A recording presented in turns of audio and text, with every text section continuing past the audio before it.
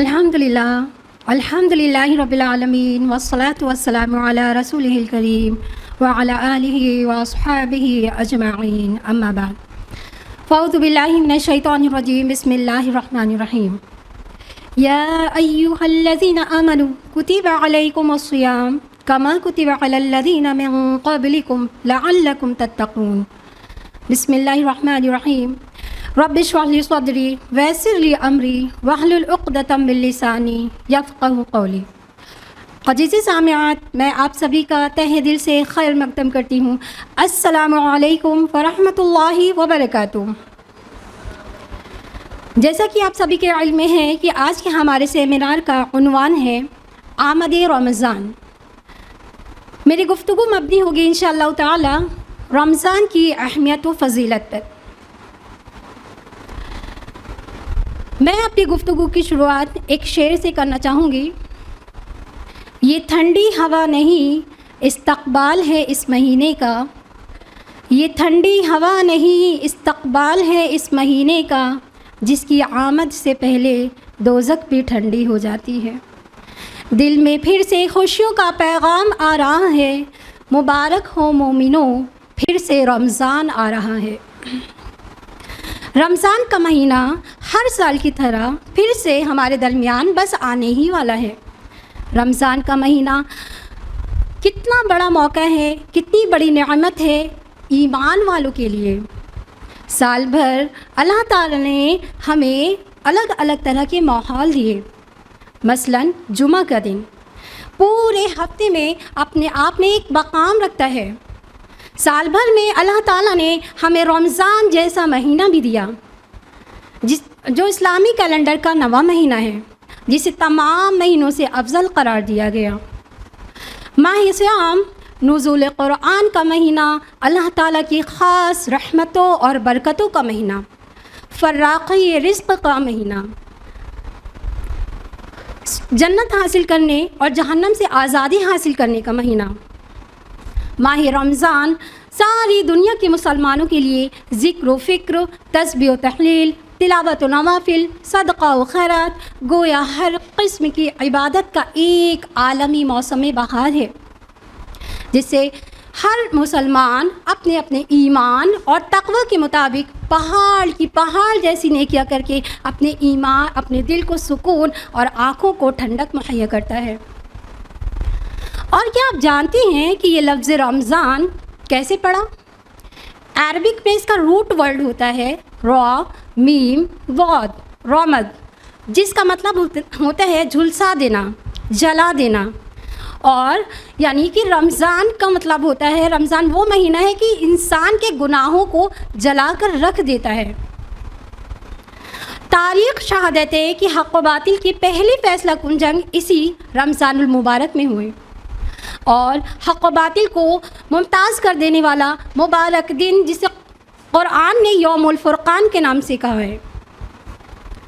اتنا ہی نہیں، رمضان ہی وہ مہینہ ہے جس میں فتح مکہ ہوا، یعنی ہر اعلیٰ درجے کی چیز اسی رمضان مبارک سے جڑی ہوئی ہے۔ آپ دیکھیے نا کہ رمضان مبارک میں ہی قرآن کا نزول ہوا، جیسے کہ اللہ تعالیٰ نے فرمایا سورہ بقرہ سورہ نمبر 2 آیت نمبر 185 میں، شہر رمضان الذی انزل فیہ القرآن ھدی للناس وبینات من الھدی والفرقان، کہ رمضان وہ مہینہ ہے جس میں قرآن نازل کیا گیا، جو لوگوں کو ہدایت کرنے والا ہے، جس میں حق و باطل کی تمیز کی نشانیاں ہیں۔ تو نہ صرف قرآن کا نزول رمضان کے مبارک مہینے میں ہوا، بلکہ تورات، زبور، انجیل، یہ کتابیں بھی رمضان کے مبارک مہینے میں نازل کی گئی ہیں۔ اور کیا آپ جانتے ہیں کہ روزہ مسلمانوں پر کب فرض کیا گیا؟ ہجرت کے 1.5 سال بعد روزہ مسلمانوں پر فرض کیا گیا، جیسے کہ اللہ تعالیٰ نے فرمایا سورہ بقرہ سورہ نمبر 2 آیت نمبر 183 میں، یا ایھا الذین آمنوا کتب علیکم الصیام، کہ اے ایمان والو تم پر روزے فرض کیے گئے، کما کتب علی الذین من قبلکم، جس طرح تم سے پہلے لوگوں پر فرض کیے گئے تھے۔ تو روزہ صرف مسلمانوں پر فرض نہیں رہا ہے، بلکہ پچھلی امتوں پر بھی اسی طرح فرض رہا ہے۔ آج بھی جو لوگ تورات اور انجیل کو سمجھ کر پڑھتے ہیں ان کی کتابوں میں بھی لکھا ہوا ہے. اگر ہم بائبل کا مطالعہ کریں تو بائبل کے اولڈ ٹیسٹمنٹ میں book of Deuteronomy chapter number 9 verse number 18 میں فاسٹنگ کا حکم ہے. Gospel of Matthew chapter number 17 verse number 21 میں فاسٹنگ کا حکم ہے. اسی طرح مہا بھارت میں انوشاسن بک نمبر 13 میں ورت رکھنے کو کہا گیا ہے. کہنے کا مطلب یہ ہے کہ روزہ یعنی فاسٹنگ ورت ہر مذہب میں کسی نہ کسی شکل میں ضرور موجود رہا ہے. اگر ہم بات کریں نان مسلمس کی تو نان مسلمس جو ورت رکھتے ہیں وہ کئی طرح کا رکھتے ہیں. بعض ورت میں وہ صرف ڈرائی فروٹس کھاتے ہیں, بعض میں فروٹس کا استعمال کرتے ہیں اور بعض ورت میں صرف پانی پیتے ہیں. اور نان مسلمس جو ورت رکھتے ہیں وہ کسی بھگوان کسی دیوی دیوتا کے لیے نہیں رکھتے ہیں بلکہ اپنے اپنوں کے لیے رکھتے ہیں. بیوی اپنے پتی کے لیے, ماں اپنے بیٹے کے لیے, بہن اپنے بھائی کے لیے. جبکہ ہمارا دین اسلام ہمیں کیا سکھاتا ہے کہ اللہ تعالیٰ نے جو طریقہ پیارے نبی محمد صلی اللہ علیہ وسلم کو سکھایا ہے تمام مسلمان اسی طریقے پر روزہ رکھتے ہیں. اور اس سے اس بات کی بھی نفی کر دی گئی ہے کہ اللہ کے بندوں کو بندگی سے نکال کر صرف ایک رب کی عبادت کرنا ہے. کسی کے آگے سر نہیں جھکانا ہے, کسی کے آگے ہاتھ نہیں پھیلانا ہے. عبادت ہوگی تو خالص رب کی ہوگی اور اللہ ہی اس کا اجر دے گا. جیسا کہ صحیح بخاری کی حدیث ہے, حدیث نمبر 1904 میں اللہ کے رسول صلی اللہ علیہ وسلم نے فرمایا, یہ حدیث قدسی بھی ہے کہ اللہ تعالیٰ فرماتا ہے کہ انسان کا ہر نیک عمل خود اس کے لیے ہے اور روزہ میرے لیے ہے اور میں ہی اس کا بدلہ دوں گا. تو مسلمان چونکہ روزہ کسی اور کے لیے نہیں رکھتے ہیں, وہ اللہ کے لیے رکھتے ہیں. تو یہ اللہ تعالیٰ پر ڈپینڈ ہے کہ اللہ تعالیٰ روز آخرت جتنا چاہے اتنا اجر سے اپنے بندوں کو نوازے گا. صحیح بخاری کی حدیث ہے, حدیث نمبر 1901 میں اللہ کے رسول صلی اللہ علیہ وسلم نے فرمایا کہ جو شخص رمضان کے روزے ایمان اور ثواب کی نیت سے رکھے گا اس کے پچھلے تمام گناہ معاف کر دیے جاتے ہیں. سبحان اللہ. تو روزہ ہم کب رکھتے ہیں؟ جب چاند نظر آتا ہے نا.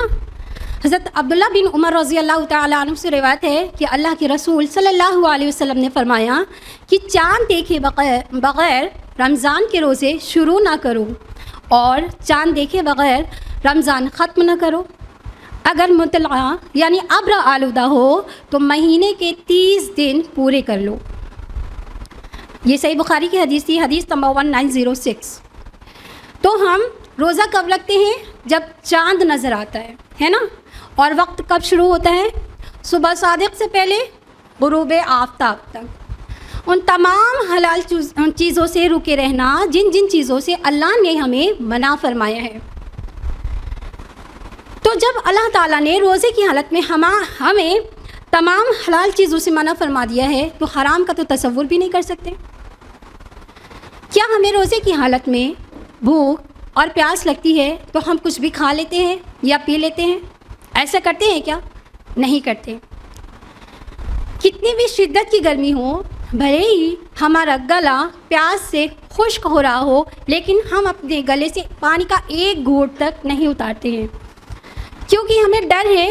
اور اس بات کا بھی چونکہ اللہ تعالیٰ ہمیں ہر وقت دیکھ رہا ہے, ہمیں واچ کر رہا ہے. اگر ہم نے پانی کا ایک گھونٹ بھی اپنے گلے سے نیچے اتارا تو کیا ہوگا؟ ہمارا روزہ ٹوٹ جائے گا, ہے نا. اور پھر ہمیں اس کی قضا ادا کرنی پڑے گی اور پھر 60 روزے ہمیں لگاتار رکھنے پڑیں گے. ہاں, اگر غلطی سے کسی نے کچھ بھی کھا لیا یا پی لیا تو بات الگ ہے, چونکہ اللہ تعالیٰ روزے کی حالت میں اس بندے کو کھلاتا اور پلاتا ہے. روزے کا مقصد ہے تقوی اختیار کرنا. جیسا کہ اللہ تعالیٰ نے فرمایا سورہ بقرہ کی آیت نمبر 183 میں, لعلکم تتقون, تاکہ تم پرہیزگار بن جاؤ, متقی بن جاؤ. اور یہ تقوی کی صفت ہمارے اندر کیسے پیدا ہوگی؟ حضرت عبداللہ بن مسعود رضی اللہ تعالی عنہ فرماتے ہیں کہ زندگی کا کوئی ایسا لمحہ نہ ہو جہاں تم خدا کو یاد نہ رکھو, اور اگر تم خدا کو بھول گئے تو سمجھو تمہارا تقوی کم ہو گیا. تو وہ جو کوشش رہے گی ہماری کہ اللہ کو بھولنا ہی نہیں ہے، جتنی زیادہ کوشش کریں گے اتنی ہماری تقویٰ کی پریکٹس ہوتی رہے گی۔ سال کے 11 مہینے بھی ہمیں گناہ کے کام کرنا ہی نہیں ہے۔ مثال کے طور پر شرک کرنا ہی نہیں ہے، کفر کرنا ہی نہیں ہے، زنا کرنا ہی نہیں ہے، شراب پینا ہی نہیں ہے، بتوں کی عبادت کرنا ہی نہیں ہے، غیب کا علم جاننا ہی نہیں ہے، کسی پیر فقیر کے آگے سر جھکانا ہی نہیں ہے۔ یعنی یہ بڑے بڑے گناہ عام دنوں میں بھی نہیں کرنا ہے۔ تو جب اللہ تعالیٰ عام دنوں میں نہیں کرنا ہے، یہ تقویٰ رمضان کے روزے کے ساتھ کیوں رکھا گیا ہے؟ تاکہ انسان جب اللہ تعالیٰ کے لیے حلال چیزوں کو چھوڑ دیتا ہے، کھانا پینا کیا ہے؟ یہ حلال ہے یا حرام؟ حلال ہے۔ شوہر بیوی کا ایک دوسرے سے ملنا حلال ہے یا حرام ہے؟ آف کورس حلال ہے۔ تو ان چیزوں سے جب اللہ تعالیٰ نے روزے کی حالت میں منع کر دیا کہ ان کو بھی آپ کو نہیں کرنا ہے، تو حرام کے تو قریب بھی نہیں جا سکتے۔ حدیث ہے ترمذی کی، حدیث نمبر 682۔ اللہ کے رسول صلی اللہ علیہ وسلم رمضان کی عظمتوں برکتوں کو بیان فرماتے ہوئے کہتے ہیں کہ جب رمضان کی پہلی رات آتی ہے تو اللہ تعالیٰ تمام سرکش شیاطین کو جکڑ دیتے ہیں، تمام سرکش شیاطین اور جن کو جکڑ دیتے ہیں، اور جہنم کے سارے دروازے بند کر دیے جاتے ہیں، اس میں سے ایک بھی دروازہ کھلا نہیں رہتا، اور جنت کے سارے دروازے کھول دیے جاتے ہیں، ان میں سے کوئی بھی دروازہ بند نہیں رہتا۔ اور خدا کا منادا پکارتا ہے کہ اے خیر اور بھلائی کی طلب آگے بڑھ، اور اے برائی اور بدعملی کے شوقین رک جا۔ اور خدا کی نافرمان بندوں کی رہائی بخشی جاتی ہے، اور یہ رمضان کی ہر رات ہوتا ہے۔ یعنی چاند دکھتے ہی اللہ تعالیٰ تمام سرکش شیاطین اور جن کو جکڑ دیتے ہیں، اور جہنم کے سارے دروازے بند، جنت کے سارے دروازے کھول دیے جاتے ہیں۔ چاند دکھتے ہی مسجدوں کی رونقیں بڑھ جاتی ہیں۔ کسی نے کیا خوب کہا ہے کہ نمازیوں کا اب سیلاب آنے والا ہے، نمازیوں کا اب سیلاب آنے والا ہے، پتہ چلا ہے کہ رمضان آنے والا ہے۔ مسجدوں کا دائرہ اب ذرا بڑا کر دو، بس 1 ماہ کا مسلمان آنے والا ہے۔ واقعی کیا خوب کہا ہے۔ اس 1 مہینے کی ٹریننگ میں ہم نے کیا سیکھا؟ کیا روزہ رکھنے کا مقصد صرف بھوکے اور پیاسے رہنا ہے؟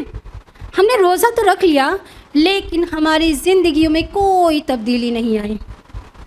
ایسا کیوں ہے؟ دراصل روزے دار 3 طرح کے ہوتے ہیں۔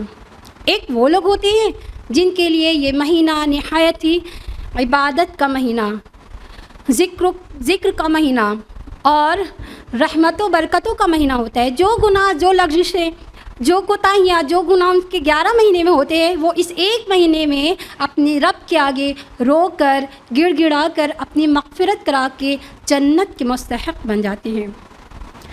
دوسری طرف وہ لوگ ہوتے ہیں جن کی زندگی میں ہر سال رمضان آتا ہے اور چلا جاتا ہے، لیکن ان کی زندگی میں کوئی تبدیلی نہیں آتی ہے۔ اور تیسری قسم کے لوگ وہ ہوتے ہیں جو روزہ تو رکھ لیتے ہیں، لیکن ان کی زندگی میں بھی کوئی خاص فرق نہیں پڑتا، بلکہ وہ روزے کو ایک بوجھ کی طرح گزارتے ہیں۔ یعنی اپنے وقت کو، اپنے ٹائم کو کس طرح اسپینڈ کرتے ہیں روزے کی حالت میں؟ سو کر، موبائل پر گیمز کھیلتے ہوئے، سوشل میڈیا کے ساتھ اسپینڈ کرتے ہیں، اور رمضان میں شاپنگ کرتے ہوئے نظر آتے ہیں۔ اور کچھ لوگوں کے لیے یہ مہینہ کوکنگ کمپٹیشن کا بھی مہینہ ہوتا ہے۔ جی ہاں، رمضان آنے سے پہلے ہی یوٹیوب پر بہترین سے بہترین ڈشز بنانا سیکھتے ہیں، اور جیسے ہی رمضان آتا ہے ظہر کی نماز کے بعد افطار کی تیاریوں میں بزی ہو جاتے ہیں، اور ہر دن ایک نئی ڈش بنا کر باقاعدہ اس کو اسٹیٹس پر لگا کر شو آف بھی کرتے ہیں کہ آج میں نے یہ ڈش بنائی ہے۔ اس طرح سے اپنے وقت کو ضائع کرتے ہیں، گویا کہ اس مہینے کو کھانے پینے کا مہینہ بنا رکھا ہے۔ تو میری پیاری بہنوں، یہ مہینہ ہے عبادت کا، مغفرت کرانے کا، جنت حاصل کرنے کا۔ اللہ تعالیٰ نے ہمیں سال کے 11 مہینے دیے ہیں کھانے پینے کے لیے۔ بعض لوگوں کے لیے یہ مہینہ ڈائٹنگ کا بھی مہینہ ہوتا ہے کہ رمضان آ رہا ہے، روزہ رکھیں گے تو ہمارا ویٹ لاس ہو جائے گا۔ تو یہ انسان کی نیت پر ڈپینڈ کرتا ہے کہ وہ کس لیے روزہ رکھتا ہے۔ حالانکہ روزہ رکھنے کے بہت سارے فائدے ہیں۔ بلا شبہ روزہ ایک مقدس عبادت ہے۔ روزہ رکھنے سے انسانی جسم پر بے شمار فوائد ہوتے ہیں، اور سائنس بھی آج اس بات کو پروف کر چکے ہیں۔ ایک مرتبہ اسلامی ملک کی تنظیم کی جانب سے سن 1994 میں کاسابلانکا میں رمضان پر اسلامی کانفرنس رکھی گئی، اور اس کانفرنس میں 50 لوگوں کی صحت کا جائزہ لیا گیا، جس میں روزہ رکھنے والوں کی صحت پر حیرت انگیز ریکارڈ سامنے آئے۔ جی ہاں، روزہ خون کی روانی بڑھانے میں مدد کرتا ہے۔ روزہ بلڈ پریشر کو کنٹرول کرنے میں ہیلپ کرتا ہے۔ روزہ بیڈ کیلسٹرول کو کم کرتا ہے اور گڈ کیلسٹرول کو بڑھانے میں اضافہ کرتا ہے۔ رمضان میں رات کی تراویح ورزش کا کام کرتی ہے، جس سے نہ صرف روحانی فوائد حاصل ہوتے ہیں بلکہ انسانی جسم بھی تندرست رہتا ہے۔ روزہ ہمیں بہترین موقع فراہم کرتا ہے۔ روزہ رکھنے سے انسان بری عادتوں سے بچا رہتا ہے۔ روزہ ہمیں خود پر کنٹرول کرنا اور پرہیزگاری کرنا سکھاتا ہے۔ رمضان میں کیلوریز کی مقدار میں بھی کمی آتی ہے، اور اس کی سب سے بڑی وجہ کیا ہے پتہ ہے؟ فاسٹ فوڈ جیسے کھانوں کا استعمال کم کرنا۔ اور ماہرین کا کہنا ہے کہ روزہ انسان کی ظاہری خوبصورتی جیسے بال اور ناخن کے لیے بھی بے حد مفید ثابت ہوتا ہے۔ 14 سے 15 گھنٹے لگاتار روزہ رکھنے سے انسان کے جسم پر موجود زہریلے پس اور دیگر جراثیم ختم ہو جاتے ہیں۔ روزہ کینسر جیسی بیماریوں کے لیے بھی ڈھال ہے۔ جی ہاں، جاپان کے ایک سائنٹسٹ جن کا نام یوشونوری اوشومی ہے، 2016 میں ان کو نوبل پرائز دیا گیا۔ جب لوگوں نے ان سے پوچھا، یعنی ان کو مبارکباد دی، تو لوگوں نے ان سے پوچھا کہ آپ نے کینسر سے بچنے کی ایسی کون سی میڈیسن تلاش کی؟ تو انہوں نے بتایا کہ میں نے کوئی میڈیسن نہیں بلکہ کینسر سے بچنے کا حل تلاش کیا ہے۔ تو انہوں نے بتایا کہ جب ہم بھوکے ہوتے ہیں، ہماری باڈی میں غذا یعنی جب ہماری باڈی میں موجود غذا یعنی کھانا جب ختم ہونے لگتا ہے تو ہماری باڈی جو ہے وہ بھوک محسوس کرتی ہے، اور بھوک کی شدت کی وجہ سے ہمارے اندر جو سیلز ہوتے ہیں وہ آپس میں ایک دوسرے کو کھانا شروع کرتے ہیں، جس کی وجہ سے کینسر نہیں ہوتا ہے۔ تو انہوں نے کہا کہ اگر آپ چاہتے ہیں کہ آپ کے اندر ایسے سیلز نہ پائے جائیں تو آپ کو بھوکا رہنا پڑے گا۔ تو لوگوں نے ان سے پوچھا کہ کتنے دن بھوکا رہا جائے؟ تو انہوں نے کہا کم سے کم 20 سے 25 دن اور 9 سے 10 گھنٹے بھوکا رہا جائے تو آپ کے اندر آپ کی باڈی تمام ایسے سیلز کو کھا جائے گی اور اس سے کینسر نہیں ہوگا۔ جیسے جیسے سائنس ترقی کرتی جا رہی ہے ویسے ویسے روزے کے سائنٹیفک فائدے بھی سامنے آتے جا رہے ہیں۔ تو ہمارا جسم کیا ہے؟ ایک مشین کی طرح ہے نا؟ اگر کسی بھی مشین کا روزانہ استعمال کیا جائے اور سال میں اس کی اگر سروسنگ نہ کرائی جائے تو کیا ہوگا؟ وہ خراب ہو جائے گی، ہے نا؟ فار ایگزامپل کہ اے سی ہے، اگر سال میں اس کی سروسنگ نہ کرائی جائے تو یہ خراب ہو جائے گی۔ تو اللہ تعالیٰ نے ہماری جو باڈی دی ہے یہ ایک مشین کی طرح ہے، اور اس کو ریلیکس کرنے کے لیے، اس کی سروسنگ کے لیے اللہ تعالیٰ نے ہمیں ایک مہینہ دیا ہے، وہ ہے رمضان۔ یعنی جب ہم رمضان میں روزہ رکھتے ہیں تو ہماری باڈی کو ریلیکس ملتا ہے، اور وہ تمام فوائد ہمیں روزے کی حالت میں ملتے ہیں جو ابھی میں نے آپ کو بتائے ہیں۔ تو ہمیں اپنے رب کا شکر گزار ہونا چاہیے کہ اللہ تعالیٰ نے کتنا قیمتی مہینہ ہمیں نصیب فرمایا ہے۔ تو ہمیں قیمتی مہینہ نصیب فرمایا ہے تو ہمیں چاہیے کہ ہم اس مہینے سے خوب فائدہ اٹھائیں۔ اور اللہ تعالیٰ نے فرمایا سورہ بقرہ سورہ نمبر 2 آیت نمبر 185 میں، فَمَنْ شَهِدَ مِنْكُمُ الشَّهْرَ فَلْيَصُمْ، تم میں سے جو شخص اس مہینے کو پائے اسے روزہ رکھنا چاہیے۔ تو اس آیت میں کہیں نہ کہیں تاکید بھی کی جا رہی ہے کہ اللہ تعالیٰ نے کیا فرمایا کہ تم میں سے جو شخص اس مہینے کو پائے اسے روزہ رکھنا چاہیے. یعنی ایک تاکیدی حکم بھی ہے کہ ہم میں سے جس شخص کو بھی یہ مہینہ مل رہا ہے اس کو روزہ رکھنا چاہیے. کیونکہ بہت سارے لوگ ایسے تھے کہ آج ہمارے درمیان موجود نہیں ہے، جو پچھلے سال تھے وہ آج اس رمضان یعنی کہ جو رمضان آنے والا ہے اس رمضان میں وہ شامل نہیں ہیں، ہے نا. بہت سارے لوگ ہیں جو انتقال کر گئے ہیں. تو ابھی رمضان میں کیونکہ کچھ وقت ہے یعنی کہ کچھ دن بچے ہوئے ہیں تو ہمیں بھی اپنے رب سے دعا کرنا چاہیے کہ زندگی اور موت کا کوئی بھی بھروسہ نہیں ہے، کبھی بھی ہمارے جسم سے روح فنا ہو سکتی ہے. تو صحابہ اور صحابیات کی طرح ہمارا طرز عمل ہونا چاہیے کہ جس طرح سے صحابہ اور صحابیات 6 مہینہ پہلے ہی رمضان میں داخل ہونے کے لیے اس کو پانے کے لیے اللہ تعالیٰ سے دعا کرنے لگتے تھے، اللہم بلغنا رمضان، کہ اے اللہ ہم کو رمضان تک پہنچا دیجیے. تو ہمیں بھی اپنے رب سے دعا کرنی چاہیے. اور کوئی شخص اس مہینے کو پائے، جو بھی شخص، اور وہ جان بوجھ کر اگر ایک روزہ بھی چھوڑتا ہے تو اس کے لیے اللہ کے رسول صلی اللہ علیہ وسلم نے کیا فرمایا کہ جو شخص بغیر کسی عذر شرعی کے رمضان کے ایک روزہ چھوڑتا ہے، یعنی بغیر کسی بیماری کے، بغیر کسی تکلیف کے، تو وہ عمر بھر بھی اگر روزہ رکھ لے تو اس کی تلافی نہیں کر سکتا. یعنی اتنی زیادہ امپورٹنس ہے رمضان کے روزے رکھنے کی. اور اللہ تعالیٰ نے فرمایا سورہ بقرہ سورہ نمبر 2 آیہ نمبر 185 میں وَمَنْ كَانَ مَرِيضًا أَوْ عَلَىٰ سَفَرٍ فَعِدَّةٌ مِّنْ أَيَّامٍ أُخَرَ يُرِيدُ اللَّهُ بِكُمُ الْيُسْرَ وَلَا يُرِيدُ اللَّهُ بِكُمُ الْعُسْرَ وَلِتُكْمِلُوا الْعِدَّةَ وَلِتُكَبِّرُوا اللَّهَ عَلَىٰ مَا هَدَاكُمْ وَلَعَلَّكُمْ تَتَّقُونَ. کہ تم میں سے جو بیمار ہے یا مسافر ہے اسے دوسرے دنوں میں اس گنتی کو پورا کرنا چاہیے. اللہ کا ارادہ تمہارے ساتھ آسانی کا ہے، سختی کا نہیں ہے. وہ چاہتا ہے کہ تم اس گنتی کو پوری کر لو اور اللہ کی دی ہوئی ہدایت پر عمل کرو اور اس کا شکر ادا کرو. تو اللہ تعالیٰ نے تو ہمیں خود آپشن دیا ہے کہ اگر ہم بیمار ہیں یا سفر کی کنڈیشن میں ہیں، روزہ نہیں رکھ سکتے ہیں، تو ہم دوسرے دنوں میں اس گنتی کو پوری کر لیں. اللہ تعالیٰ نے ہمیں سال کے 11 مہینے دیے ہیں روزہ رکھنے کے لیے، ہے نا. لیکن بعض اوقات بعض لوگ ایسے بھی ہوتے ہیں کہ جو ان ایام میں بھی یعنی اس 11 مہینے میں بھی روزہ نہیں رکھ پاتے ہیں.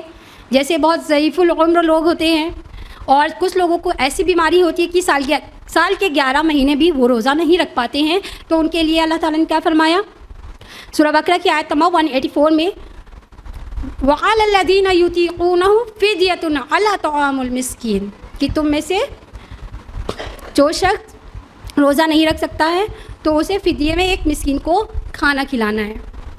یعنی ایک روزے کے بدلے ہمیں ایک مسکین کو کھانا کھلانا ہے. اور کھانا بھی کیسا ہونا چاہیے؟ اپنے معیار کا ہونا چاہیے. یعنی ہم جو پسند کرتے ہیں، جو کھانا ہم کھاتے ہیں وہی مسکین کو کھلانا ہے. یہ ہے ہمارا رب جس نے سلیوشن تک بتا دیا ہے.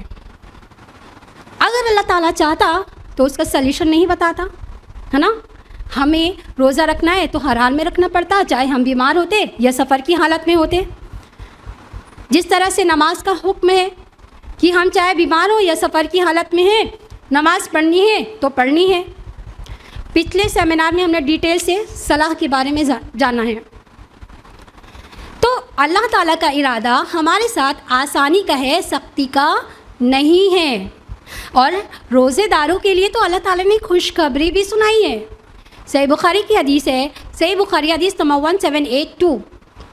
حضرت سہیل بن سعید رضی اللہ تعالیٰ عنہ سے روایت ہے کہ اللہ کے رسول صلی اللہ علیہ وسلم نے فرمایا کہ روز قیامت ایک دروازہ ہوگا جس کا نام جنت کا اللہ کے رسول صلی اللہ علیہ وسلم نے فرمایا کہ جنت کا ایک دروازہ جس کا نام ریان ہے، اور قیامت کے دن روزے داروں کے علاوہ اس دروازے سے کوئی بھی داخل نہیں ہو سکے گا. جس طرح سے دنیا میں ہم دیکھیں کہ ایئرپورٹ پر ایک VIP ڈور ہوتا ہے جس میں سے اس ڈور سے صرف خاص لوگوں کو لے جایا جاتا ہے، ٹھیک ہے. اسی طرح روزے داروں کا ویلکم کیا جائے گا باب الریان سے. یعنی جب روزے دار داخل ہو جائیں گے اس دروازے سے کوئی اور شخص نہیں داخل ہو سکتا ہے. سبحان اللہ، کیا مہمان نوازی تیار کر رکھی ہے اللہ سبحانہ تعالیٰ نے اپنے بندوں کے لیے۔ تو اب جب بات رمضان کی چل رہی ہو تو کتاب اللہ کا ذکر نہ ہو تو عبادت کیسی؟ جی ہاں، ہمیں اس رمضان المبارک قرآن کا خوب اہتمام کرنا ہے۔ ہمارا زیادہ سے زیادہ وقت قرآن کے ساتھ گزرنا چاہیے۔ ہم قرآن کا مطالعہ جب بھی کریں خوبصورت انداز میں ٹھہر کر پڑھیں، جیسا کہ اللہ تعالیٰ نے فرمایا سورہ مزمل سورہ نمبر 73 آیت نمبر 4 میں، وَرَتِّلِ الْقُرْآنَ تَرْتِیلًا، اور قرآن کو ٹھہر کر صاف آواز میں پڑھو۔ یعنی جب بھی ہم قرآن کا مطالعہ کریں تو قرآن کو خوبصورت آواز میں اور تجوید کو سمجھتے ہوئے قرآن پڑھیں، کیونکہ جب بھی کوئی شخص قرآن کو خوبصورت آواز میں پڑھتا ہے تو سننے والا اس کی طرف خود بخود اٹریکٹ ہوتا ہے، یعنی توجہ سے سننے لگتا ہے۔ ایک بار حضرت عمر رضی اللہ تعالیٰ عنہ کا گزر راستے میں ہوا، ان کی ملاقات ہوتی ہے ابو موسیٰ رضی اللہ تعالیٰ عنہ سے۔ تو انہوں نے ابو موسیٰ رضی اللہ تعالیٰ عنہ کو جب دیکھا تو انہوں نے کہا کہ اے ابو موسیٰ، مجھے اپنے پروردگار کی یاد دلاؤ۔ تو ابو موسیٰ رضی اللہ تعالیٰ عنہ فوراً اپنے رب کے کلام کو پڑھنا شروع کر دیتے ہیں۔ ایسا کیوں کہا انہوں نے؟ کیونکہ ابو موسیٰ رضی اللہ عنہ بہت ہی عمدہ کلام پڑھتے تھے۔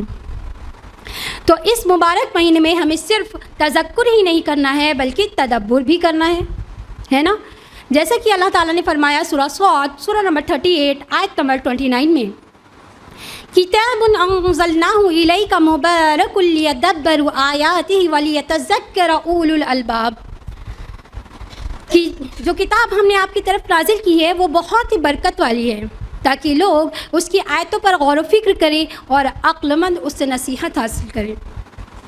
تو جب بھی ہم قرآن پڑھیں تدبر کے ساتھ، یعنی قرآن کی اگر ہم ایک آیت کو پڑھ لیا سمجھ کر تو گویا ہم نے 100 رکعت نفل نماز سے بھی زیادہ اجر پا لیا۔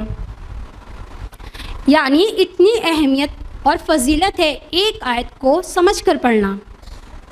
حالانکہ ہم پورے رمضان قرآن کا ساتھ تو ہمارا رہتا ہے، لیکن ہمارا مقصد کیا ہوتا ہے کہ پورے رمضان 4 سے 5 قرآن ختم کرنا ہے نا؟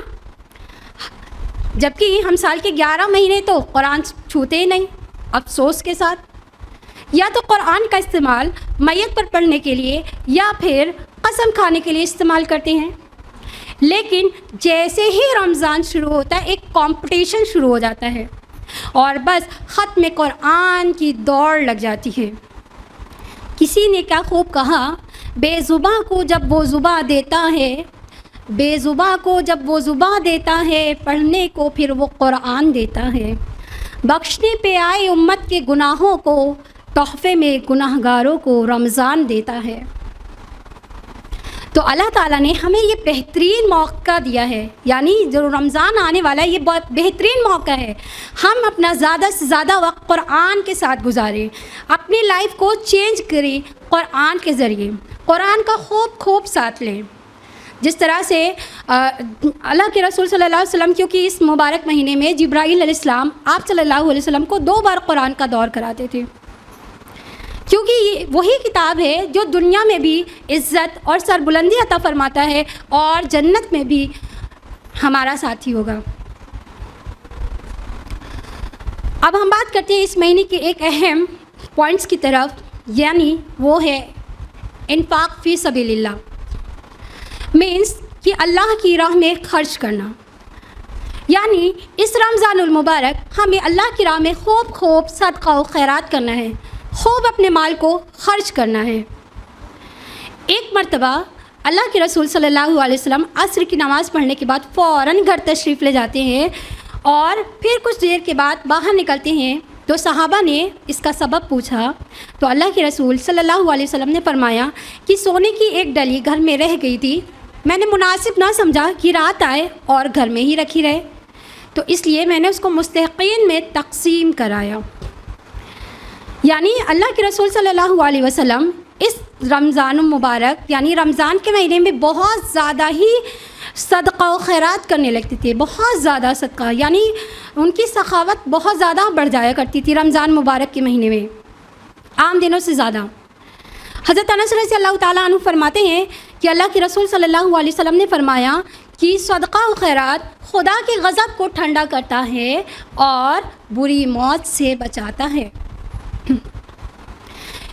یعنی عام مہینوں میں کیا گیا صدقہ رمضان کے مہینے میں زیادہ اجر و ثواب کا باعث بنتا ہے، جس طرح سے عام دنوں میں کیا گیا عمرہ رمضان میں کیا گیا عمرہ حج کے برابر ثواب ملتا ہے۔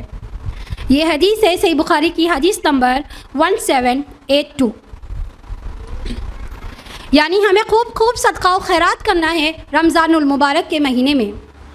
جس طرح اگر کسی مال میں دھماکے دار آفر ہوتا ہے تو لوگوں کی بھیڑ اکٹھا ہو جاتی ہے خریداری کرنے کے لیے، ہے نا؟ جو چیز نہیں خریدنی ہوتی ہے تو آفر کی وجہ سے لوگ اس کو بھی خرید لیتے ہیں، لیکن دنیا میں خریدی گئی چیز ہم یوز کرتے ہیں ختم ہو جاتی ہے۔ اللہ کی راہ میں خرچ کیا گیا مال بڑھتا ہے، جیسے کہ اللہ تعالیٰ نے فرمایا سورہ روم سورہ نمبر 30 آیت نمبر، اللہ کی راہ میں خرچ کیا گیا مال بڑھتا ہے نا؟ صحیح بخاری کی حدیث ہے حضرت عبداللہ بن عمر رضی اللہ تعالیٰ عنہ سے روایت ہے کہ اللہ کے رسول صلی اللہ علیہ وسلم نے فرمایا کہ اگر کوئی شخص پاک کمائی یعنی حلال کمائی سے ایک کھجور بھی صدقہ کرتا ہے تو اللہ تعالیٰ اسے اپنے ہاتھ میں لے کر بڑھاتا ہے۔ جس طرح سے تم اپنے بچے کی پرورش کرتی ہو یہاں تک کہ وہ پہاڑ کے مانند ہو جاتا ہے۔ یعنی پاک کمائی سے کیا گیا صدقہ اتنا اجر کا باعث ہوتا ہے نا؟ صحابہ کرام کا کیا کہنا؟ صحابہ کرام زکوٰۃ اور صدقات کا انتہائی اہتمام فرماتے تھے۔ بعض کے احساسات تو اس معاملے میں اتنے شدید تھے کہ ضرورت سے زیادہ ایک پیسہ بھی اپنے پاس رکھنا حرام سمجھتے تھے، اور ابو ذر رضی اللہ عنہ کی تو یہ مستقل عادت ہو گئی تھی کہ جب بھی کسی دوسرے کو دیکھتے یعنی کسی کو بھی دیکھتے تو ان کو زکوٰۃ کی طرف ضرور متوجہ فرماتے۔ اس سے اس کی امپورٹنس بھی پتہ چلتی ہے کہ زکوٰۃ کوئی ٹیکس نہیں ہے جو حکومت اپنے پبلک پر مقرر کرتی ہے، بلکہ یہ مالی عبادت ہے، اور اسلام کے 5 ارکان میں سے ایک رکن زکوٰۃ بھی ہے۔ زکوٰۃ کا اللہ تعالیٰ نے قرآن مجید میں 32 مقامات پر ذکر کیا ہے، یعنی نماز اور زکوٰۃ کا ساتھ ساتھ ذکر کیا ہے، اور 82 مقامات پر اللہ تعالیٰ نے 82 مقامات پر اس کا تاکیدی حکم دیا ہے۔ زکوٰۃ کا معنی کیا ہوتا ہے؟ پاک ہونا، بڑھنا، نشوونما پانا، اور اصطلاحی معنی میں کہ زکوٰۃ وہ مالی عبادت ہے جو ہر مسلمان ہر صاحب نصاب مسلمان پر شریعت کی مقرر کی ہوئی حد، یعنی کہ 1 سال جب ہمارا گزر جاتا ہے مال میں سے تو اس کا ہمیں زکوٰۃ ادا کرنی پڑتی ہے، یعنی شریعت میں جس طرح سے مقرر کی گئی ہے نا؟ تو اگر ہمارے مال میں 1 سال گزر گیا ہے تو ہمیں اس کا زکوٰۃ پے کرنا ہے، اور اس کے 8 حقدار ہیں، ہے نا؟ اور اس کی وضاحت اللہ تعالیٰ نے قرآن مجید میں فرمائی سورہ توبہ سورہ نمبر 9 آیت نمبر 60 میں، انما الصدقات للفقراء والمساکین والعاملین علیہا والمؤلفۃ القلوبہم وفی الرقاب والغارمین وفی سبیل اللہ وابن السبیل فریضۃ من اللہ واللہ علیم حکیم۔ کہ صدقہ یعنی زکوٰۃ اللہ کی طرف سے مقرر کردہ فرض ہے فقراء کے لیے، مساکین کے لیے، اور ان لوگوں کے لیے جو زکوٰۃ کو وصول کرنے والے ہیں، اور ان کے لیے جو تالیف قلب منظور ہوں، اور گردن چھڑانے یعنی جو غلام ہیں ان کو آزاد کرانے میں، اور 6 ہے قرض داروں کے لیے جن کے اوپر بہت زیادہ قرض ہے وہ ادا نہیں کر سکتے تو ان کو بھی زکوٰۃ کی رقم دی جا سکتی ہے، اور اللہ کی راہ میں خرچ کرنا یعنی جو بھی تنظیم، جو بھی آرگنائزیشن اللہ کے دین کے لیے کھڑی ہے، ان کی اللہ کے دین کو پھیلانے میں لگی ہوئی ہے، تو ہم اس کو بھی زکوٰۃ کی رقم دے سکتے ہیں، ہے نا؟ جیسا کہ آپ جانتے ہیں کہ ہمارا IERO بھی اللہ کے دین کے کام میں لگا ہوا ہے، تو ہم اپنی تنظیم یعنی ہماری جو تنظیم ہے IERO اس میں بھی ہم اپنی زکوٰۃ بخوبی خوشی سے ادا کر سکتے ہیں۔ اور آخری پوائنٹ ہے یعنی کہ مسافر، اللہ تعالیٰ خوب جاننے والا اور حکمت والا ہے۔ تو زکوٰۃ ادا کرنے سے ہم کیا ہوتا ہے، ہمارا مال پاک ہوتا ہے، اور اللہ تعالیٰ اپنے فضل و کرم سے اس میں برکت عطا فرماتا ہے، اور آخرت میں بھی اتنا اجر و انعام عطا فرماتا ہے کہ انسان اس کا تصور بھی نہیں کر سکتا. جیسے کہ اللہ تعالیٰ نے فرمایا سورہ روم سورہ نمبر 30 آیت نمبر 39 میں، وَمَا آتَيْتُم مِّن زَكَاةٍ تُرِيدُونَ وَجْهَ اللَّهِ فَأُولَٰئِكَ هُمُ الْمُضْعِفُونَ، کہ تم جو مال اللہ کی خوشنودی حاصل کرنے کے لیے دیتے ہو، اسی کے دینے والے در حقیقت اپنے مال کو بڑھاتے ہیں. اور سورہ آل عمران سورہ نمبر 3 آیت نمبر 133 میں اللہ تعالیٰ نے فرمایا، وَسَارِعُوا إِلَى مَغْفِرَةٍ مِّن رَّبِّكُمْ وَجَنَّةٍ عَرْضُهَا السَّمَاوَاتُ وَالْأَرْضُ أُعِدَّتْ لِلْمُتَّقِينَ الَّذِينَ يُنفِقُونَ فِي السَّرَّاءِ وَالضَّرَّاءِ. اپنے پروردگار اور اس جنت کی طرف دوڑو جس کی وسعت زمین و آسمان کے برابر ہے، جو تیار کی گئی ہے پرہیزگاروں کے لیے، جو خوشحالی اور تنگ حالی دونوں صورتوں میں اللہ کی راہ میں خرچ کرتے ہیں.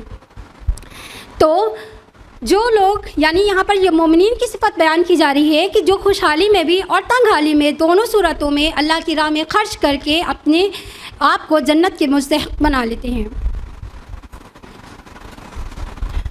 اور وہیں دوسری طرف ذرا زکوٰۃ نہ ادا کرنے والوں کے بارے میں بھی کہا جا رہا ہے کہ جو لوگ زکوٰۃ ادا نہیں کرتے ہیں، یعنی اپنے مال کو سمیٹ کر رکھتے ہیں، جمع کرتے جاتے ہیں اور اللہ کی راہ میں خرچ نہیں کرتے. اور ہم خواتین چونکہ اپنے زیورات سے بہت زیادہ ہی شدید محبت کرتے ہیں، ہے نا، بہت زیادہ ہی محبت کرتے ہیں، لیکن زکوٰۃ کی ادائیگی ٹھیک سے نہیں کرتے ہیں. ایک بار اللہ کے رسول صلی اللہ علیہ وسلم آپ صلی اللہ علیہ وسلم نے دو خواتین کو دیکھا کہ سونے کے کنگن پہنے ہوئے ہیں. تو اللہ کے رسول صلی اللہ علیہ وسلم نے ان سے پوچھا کہ کیا تم اس کی زکوٰۃ ادا کرتی ہو؟ تو انہوں نے کہا کہ نہیں اللہ کے رسول.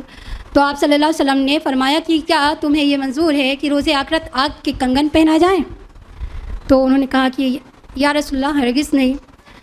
تو پھر اللہ کے رسول صلی اللہ علیہ وسلم نے ان کو ہدایت فرمائی کہ اس کی زکوٰۃ ادا کیا کرو.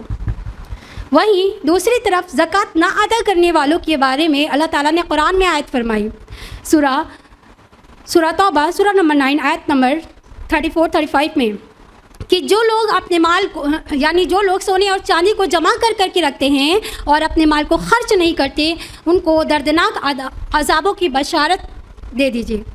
جب ان کے مال کو روز آخرت تپایا جائے گا اور اس سے ان کی پیشانی، پیٹھے اور پہلو کو داغا جائے گا، اور پھر ان سے کہا جائے گا یہ ہے تمہارا مال، یہ ہے تمہارا خزانہ جس سے تم دنیا میں محبت کرتے تھے، اب اپنے مال کا مزہ چکھو. زکوٰۃ ایک ایسا عمل ہے کہ ہر انسان اس کی ادائیگی کرنے میں بہت ہی بخیل ہوتا ہے، اور یہی وجہ ہے کہ زکوٰۃ ہر نبی کی شریعت میں موجود رہی ہے. قرآن میں زکوٰۃ ہر نبی کی امت پر فرض اسی طرح رہی جس طرح سے نماز. جیسے کہ اللہ تعالیٰ نے فرمایا سورہ انبیاء سورہ نمبر 21 آیت نمبر 73 میں کہ ہم نے ان سب کو اپنا پیشوا بنایا جو ہماری ہدایت کے ذریعے، ہماری ہدایت کے تحت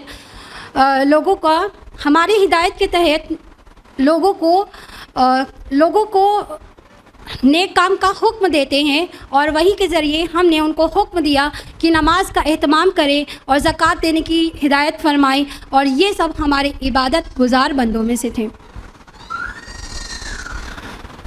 اب ہم بڑھتے ہیں رمضان کے آخری عشرے کی طرف. ابن ماجہ کی حدیث نمبر 1333. اللہ کے رسول صلی اللہ علیہ وسلم فرماتے ہیں کہ رمضان میں ایک رات ایسی ہے جو قدر و منزلت کے اعتبار سے 1000 مہینوں سے بہتر ہے.